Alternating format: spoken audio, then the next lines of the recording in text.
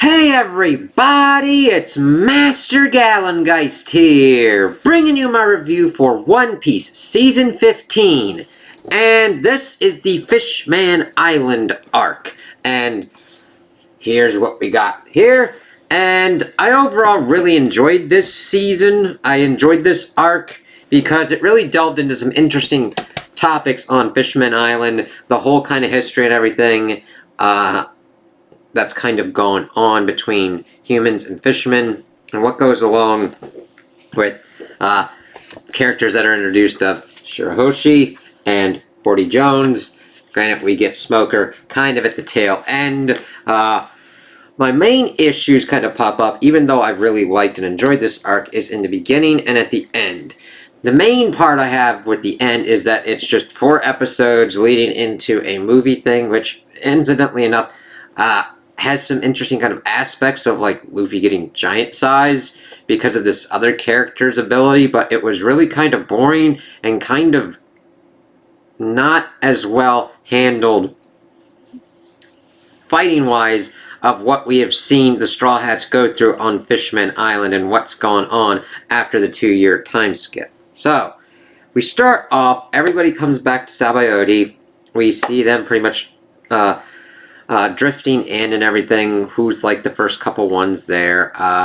One thing that went on a little bit too long was that like Luffy actually follows this fake group of Straw Hat people as well as Chopper, and I don't mind them initially being kind of confused to being like, oh yeah, here my friends, but then kind of getting out of it. It just went on a little bit too long for me of like, what? Okay. But that's not the worst kind of offender after we kind of get in to Sanji's whole bit and what kind, like, its influence on, like, the whole Fishman Island, because he is in pervy mode overdrive because of spending 2 years on Eva's Island, and God, I don't mind him having certain kind of issues from that island, but it just kind of snowballs, especially when it gets into Fishman Island. So they kind of all come in. We kind of see them showing off their powers a little bit here now that they've kind of gone through their whole kind of time skip. Got costume redesigns. Nami has a redesign, same as Nico.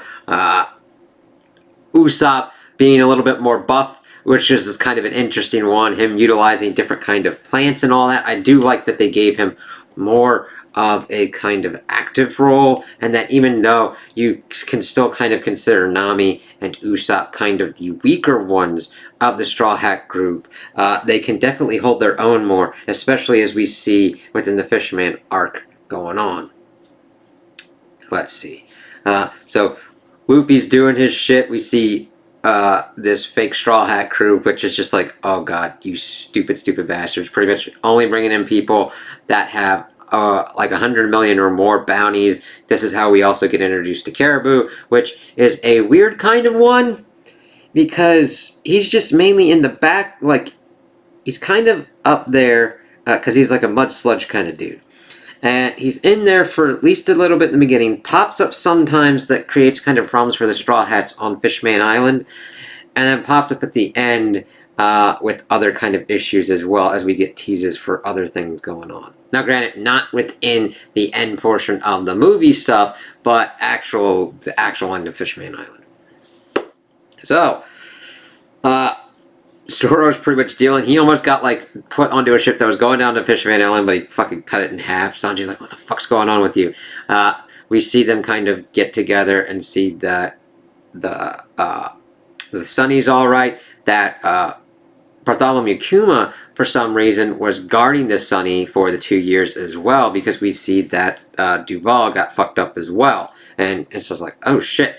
Frankie's redesign is pretty cool, as he does stuff that's kind of robot-like and everything, but we don't get in the main meat and potatoes until we get into later. We get a little bit show-off of Zoro and Sanji's and Luffy's kind of stuff, as they like pretty much smack down some pacifistas, because they were pretty much going off to take down the fake Straw Hat crew, as Sentimaru? Kizaru's nephew.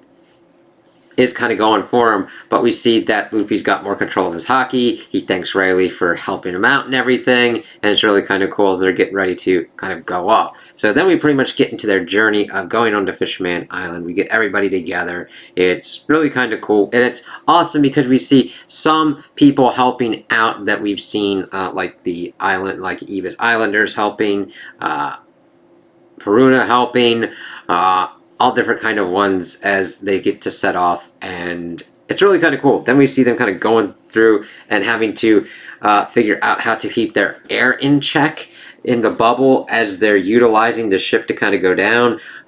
They fight a kraken, and Luffy befriends it because that's how Luffy rolls, and it's awesome. Then we also get introduced to Vanderdecken, this dude that's of the Flying Dutchman, who becomes one fucked up character. I'm like, what the fuck? And we also deal with the Caribou dude as they kind of capture him, put him in a barrel, but then as they get pretty much to Fishman Island, they get accosted by the new Fishman pirates, and it's like, you either join or you die, and the Straw Hats are like, eat ass, full grass, motherfucker. It's like, no, and then they get kind of like screwed off and like blasted into Fishman Island and separated, and it just really kind of snowballs from there. We see that Sanji, Usopp, Chopper, and Luffy are rescued by Kami, and then we see that they go pretty much to this mermaid cove, and this introduces Sanji's. We've been seeing this thing kind of go through as, like, since he is now near hot ladies, he's having almost constant nosebleeds and pretty much putting his life in danger. Now, I don't mind that as a one-off gag. Now, if you're not, if this is the main kind of stuff that you've seen me talking about One Piece, the thing is I have to go to some of the reviews that I did for South Park. And what South Park did is they did this whole kind of joke with Tegrity Farms. And at first it's fine, but they just kept using the joke. This one, they keep using it to a lengthy kind of degree. Now, I do understand that it does have the whole kind of added weight that it showcases that Sanji is pretty much on the brink of death and he needs a blood transfusion. However, on Fishman Island, it is against the law for fishermen to provide blood for humans, vice versa, all that kind of stuff. So we find out that they pretty much have to find other humans to do it, and of course brings back kind of bad memories for Sanji on his part because they are similar to the inhabitants of Eva's Island. And it's just like, oh, okay. Now, if Sanji had been like severely injured or wounded to the point that he needed the blood, fine, okay, cool. But we just keep him going within this loop of the nosebleeds that it just goes on a little bit longer than I like. It doesn't completely derail the whole thing, but I'm just like, can we please get this over with? Even Chopper's kind of like, come on, Sanji, you gotta like acclimate. And the only best part is that Chopper is trying to help him throughout this and be like, dude, we need to get you ready for this kind of shit. But we see that these other kind of royals are trying to find the Straw Hats, but then the Straw Hats kind of like have to fuck with some of the new Fishman Island people, and they kind of run away before we see that they get linked up with Papagoo, Kami's starfish friend, and Nami's pretty much links up with them there, pretty much taking pretty much this whole clothing shop. Sure, Frankie and Nico, Robin, pretty much got together, and then we see that Brooke was in the Mermaid Cafe. Brooke. Yeah, he just was able to kind of like link up that way. Let's see. Who else? Zoro is drunk at the palace, and we then get into some crazy ass fucking shenanigans. Let me see.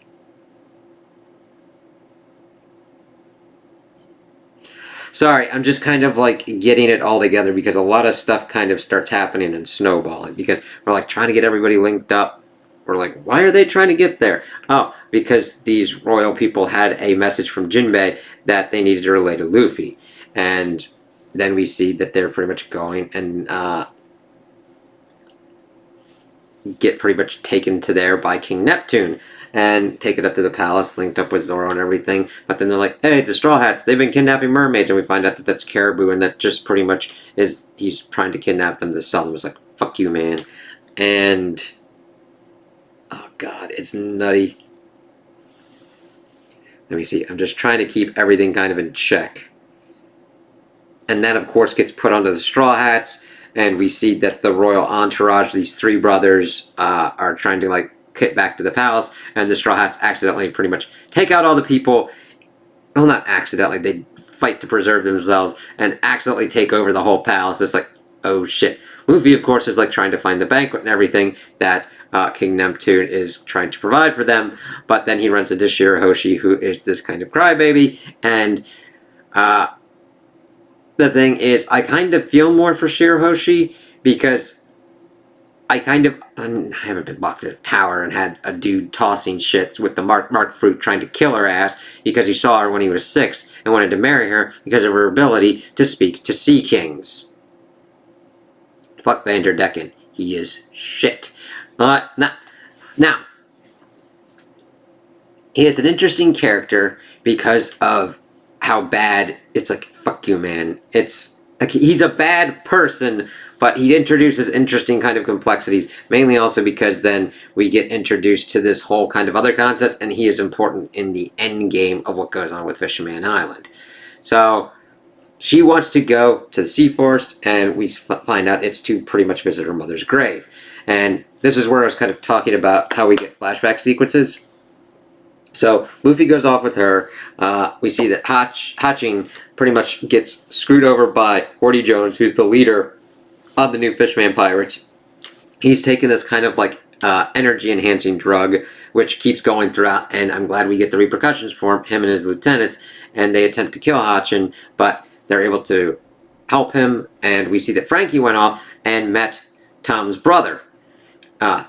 And he's like, yeah, I'll cook the Sunny and everything like that. Pretty much is, we find the Sunny in the Sea Forest.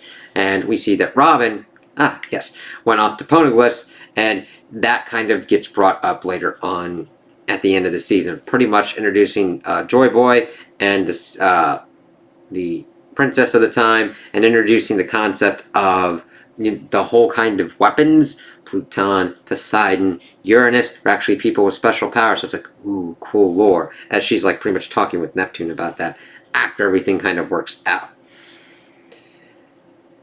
So we see that Horty is deciding to work with Vanderdecken, and that they are initiating their plan. They pretty much go and are able to take over the palace. We see that Zoro does have capabilities, but his fighting capabilities aren't at their full kind of power, as he's pretty much underwater and has a disadvantage with the Fishmen, but it's vastly different than when he had his kind of first fight with Arlong's pirates, and he fucked up Horty Jones, and we see that Horty is just a piece of shit. He's pretty much a Fishman supremacist.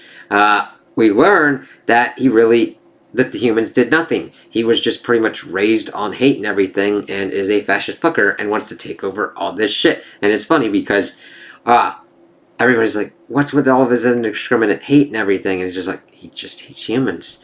And he will hurt anybody. He will destroy Fishman Island if he needs to.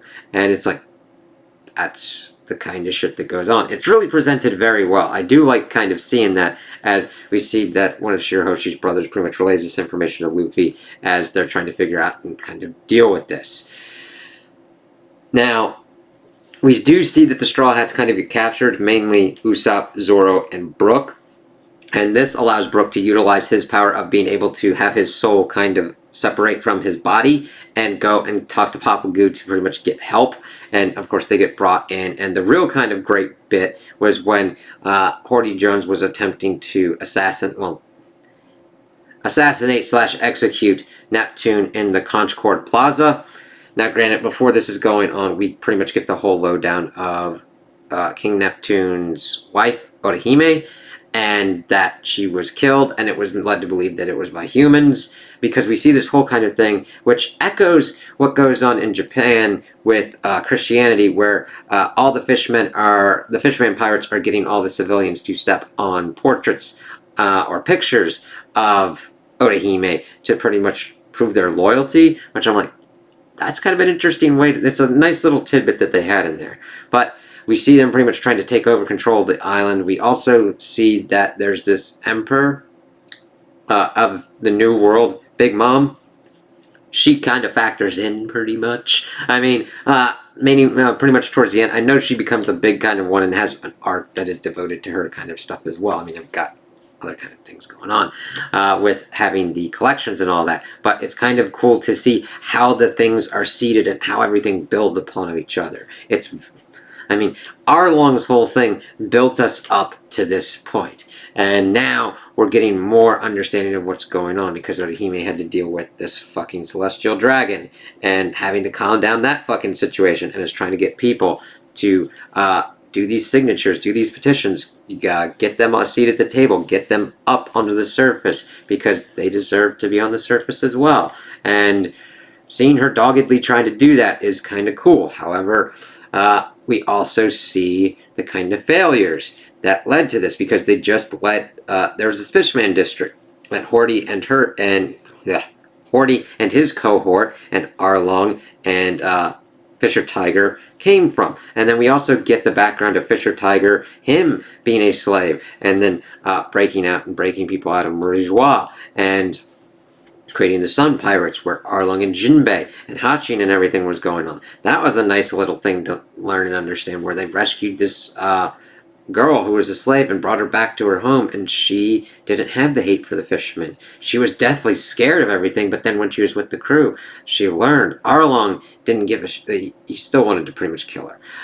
But Fisher stopped him, and Jinbei was like, fuck you, man. And seeing Jinbei understand and learn, and we see that Tiger pretty much gets gravely wounded, and he could have had human blood, but he decides not to because his hate he couldn't come over his hate and his strategy, and that's why he died. And the funny thing is, we get to a point where Luffy needs blood, and Jinbei decides to give it, and see that kind of healing, as Luffy then also asks him to join the crew.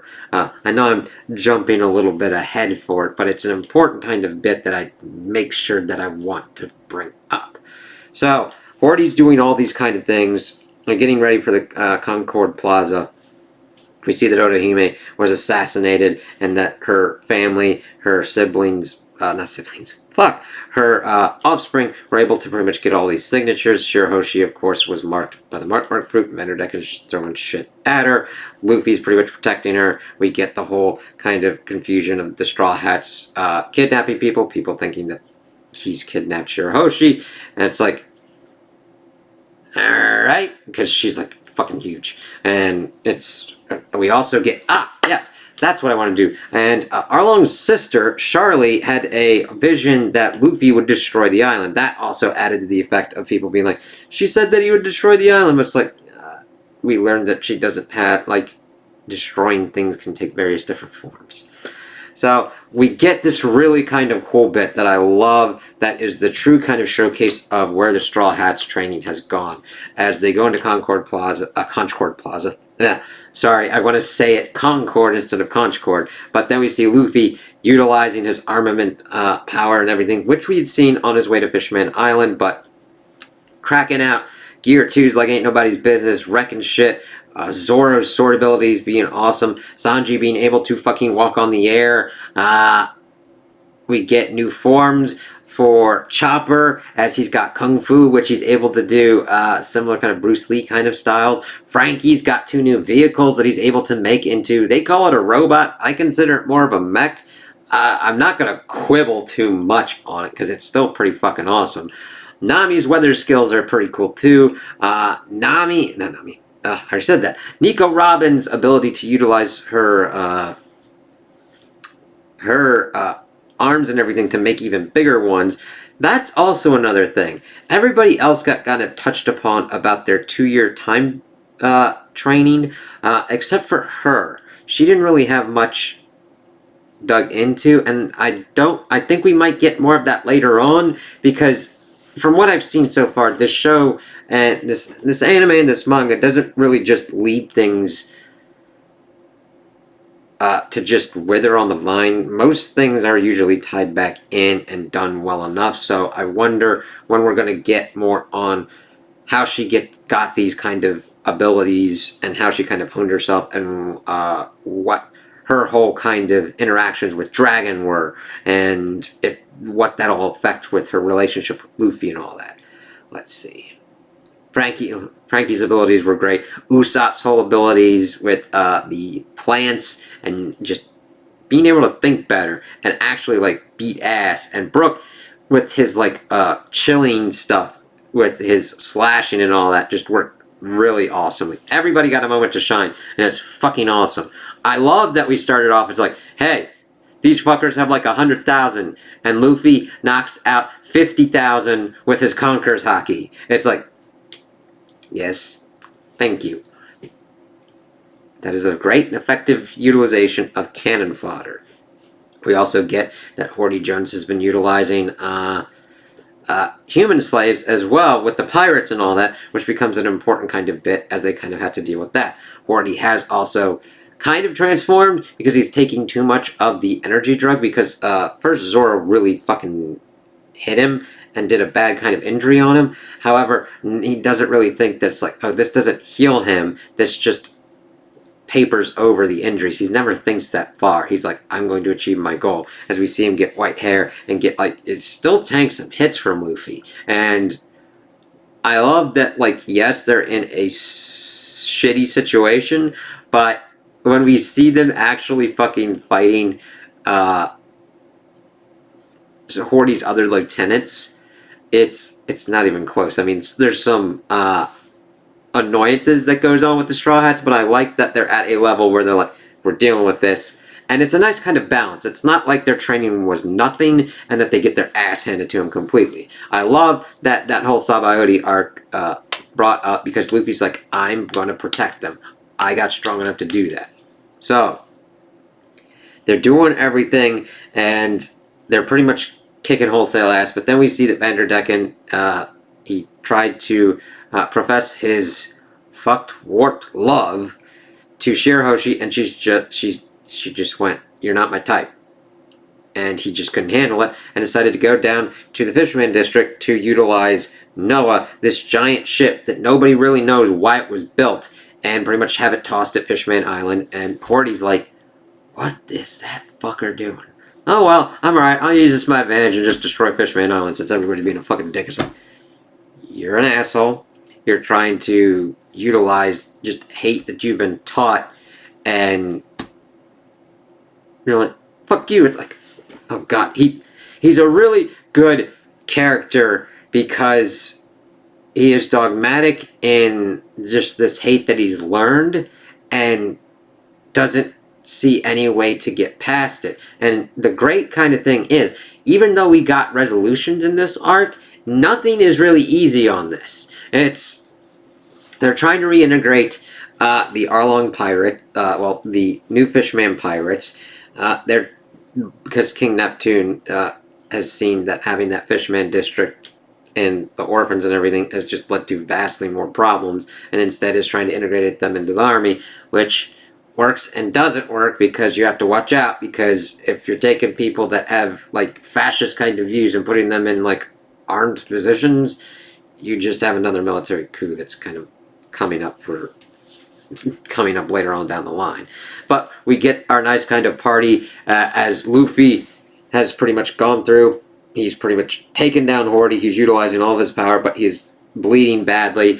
He is trying to destroy the Noah, but we see that other Sea Kings have popped up because they were called by Shirahoshi. And an interesting thing is that Luffy could hear and understand them. Similarly to Goldie Roger, as we see a little flashback to kind of see that he's like, who the fuck's talking there? And it's like, ooh, we'll have to see how that kind of works out and how that shakes out. Linking Goldie, Roger, Luffy, potentially to this Joy Boy with other kind of things as well. We'll have to see what that kind of means, because I don't think that they just leave that kind of shit to chance.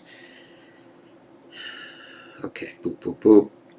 Hitting the big kind of ones. We see that they stop the Noah, would have it put to the Sea Forest. We see that Horty and his crew have been vastly affected by the energy drugs that were in the Royal Treasury. The Royal Treasury was then stolen from by the Caribou dude, who then spat out all the mermaids and was like going for the treasure, and Nami pretty much sends... he then tries to also kidnap Shirahoshi, and then gets like thunder chucked into the true Fishman place, and then Nami pretty much throws Luffy, Zoro, and Sanji to go and deal with that, and this is where it kind of becomes important, because this starts setting up other kind of stuff, because Fishman Island had been under the protection of Whitebeard. However, Whitebeard died. So then they got under the protection of Big Mom.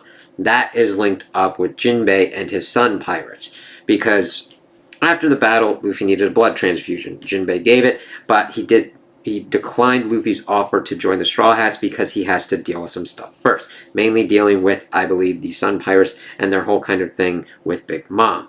And the funny thing is, Luffy is dealing with Big Mom first before we get this whole kind of scene with Jinbei and King Neptune, as they're like, oh, we're kind of partial to the Straw Hat flag, meaning that they were going to ask Luffy to protect it anyway. However, before this point, Luffy is pretty much gone on record because two of Big Mom's associates are there to collect the candy, and however, Horty and the rest of his crew fucked that up, and Luffy and the rest of the crew ate it at the banquet. And he's like, yeah, that was pretty good candy. And Big Mom's like, I want that kind of shit. And Luffy's pretty much throwing the gauntlet. He's like, I fucking ate it all. Well, guess what? You and me, we're going to square it, and because Luffy doesn't want this to go back on the Fishman, pretty much paints himself as the target. Now, I would like to say that it is a combination of him actually thinking and his kind of good-hearted nature, rather than him just being like, fuck this shit, because granted, 9 times out of 10, Luffy's whole kind of thing is, fuck that shit, like, I'm gonna do it anyway. Like, he has this whole kind of thing with Jinbei, as they pretty much laid out the plan of Conchcord Plaza, because they had their own kind of fight, because he wanted to go save his Straw Hat friends, and Jinbei's like, we have to make this look right, otherwise it's just going to look like another human coming in and fucking shit up. Jinbei wants to make him a hero. Luffy's like, fuck that shit. I don't want to be a hero. Heroes share their meat. Nuh-uh. I don't. It's my meat. And Jinbei's like, follow my plan and you'll get all the meat you want. He's like, all right. He's like, that's all you have. Luffy's kind of simple, but he does fight for his friends and for what's right when it kind of comes down to it. So he pretty much is like, all right, Big Mom, I love that they got all the treasure from the Caribou dude. They like one cracked his ass. We didn't even see it. And they give that to Big Mom as compensation. She's like, fine, I'm going to look forward to talking to you. And Luffy's like, yeah, I'm going to kick your ass. And then I'm going to get Fishman Island under my protection. And then we also get a little kind of thing where the Minister of the Right, one of King Neptune's advisors, is like, you know the box that Horty stole the energy drugs from? I put a bomb in that. It's like, we got to stop this. And then they're like, fuck it, whatever. If it blows up, and maybe Big Mom won't even open it. Maybe the explosives won't do anything. It's like, we'll have to see about that. Because Big Mom, she's like, and her drooling and everything, like, that was freaking creepy. But we see a nice kind of wholesome thing as they're like saying goodbye and everything. Luffy making a promise to Shirahoshi that they'd be back, and other Straw Hats doing that as well. I did like that we linked up with Kraken as well, Surame, as Horty was pretty much using him during the whole Conchcord incident. But we learned that he's trying to protect his sibling, and that of course links him more with Luffy as well. That was a cool little bit. I also like that Luffy was able to emulate Ace's Fire Fist Red Hawk. That was an interesting one. I actually had to look that up to see if there's any kind of more things going on. There's a lot of cool shit that happened here. So then they leave Fishman Island. They pretty much get sucked into this current because they were... Luffy and them caught a blob, like a blobby fish. And then it got eaten by another fish. And then that fish got eaten by another fish. And they got like dragged into it. And Nico's like, oh yeah, we're gonna get sucked in this and probably all die. It's like, okay, Nico. Okay, Robin. Before they get thrown back up and go through the whole kind of bit with Z's ambition. And it just... God, it just really didn't keep my attention. I understand that it's probably like, hey, we need something to kind of end this out and then link up with the movie. It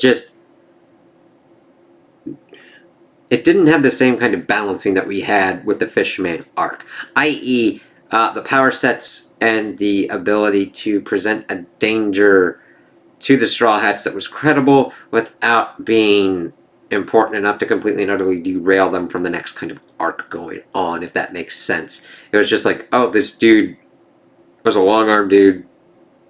Oh, shit, what was his name?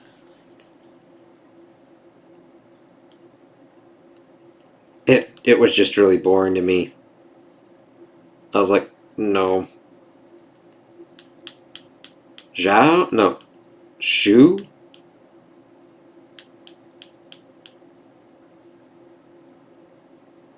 Shuzu. But also, while before that happened, we get reintroduced to Smoker. And we also get introduced to other stuff that's going to be going on later on. Smoker's a vice admiral. He's pretty much got control of this G5 asshole kind of pirates. Tashigi is, is a captain now. We learned that Akainu is now the fleet admiral. He had a fight with Aokiji that lasted 10 days, and Aokiji's like, fuck this, I'm done, and quits. So we'll have to see how that kind of works out. I only say that because it is immediately has a direct effect on the next arc. So yeah, we're getting into that. So don't worry about that. We'll get there. But it's like, oh damn, I did like that Jinbei pretty much gave them a kind of lowdown about that, about the changes within the Navy resulting from everything that happened with Marineford. One thing I did like in the Z's ambition was the idea of a neo-navy, i.e. A more extreme and militant one where they just kill pirates and we're actually kind of fighting against the Navy. I just wish its execution was better.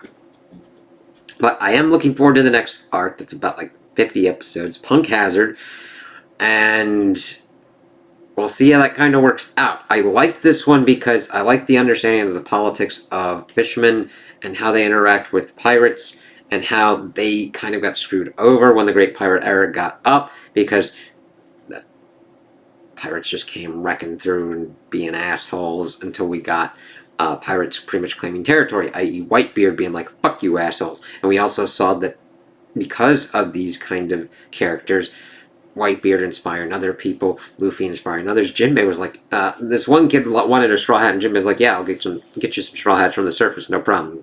And seeing that kind of build better relationships with them, even though there was the bad kind of blood of the Marie Joie and the Celestial Dragons creating these kind of things, it's like, you guys have more in common with certain kind of pirates and other people and humans because the Celestial Dragons are doing this to everybody, just like Cordy Jones was doing all that shit to humans and Fishman.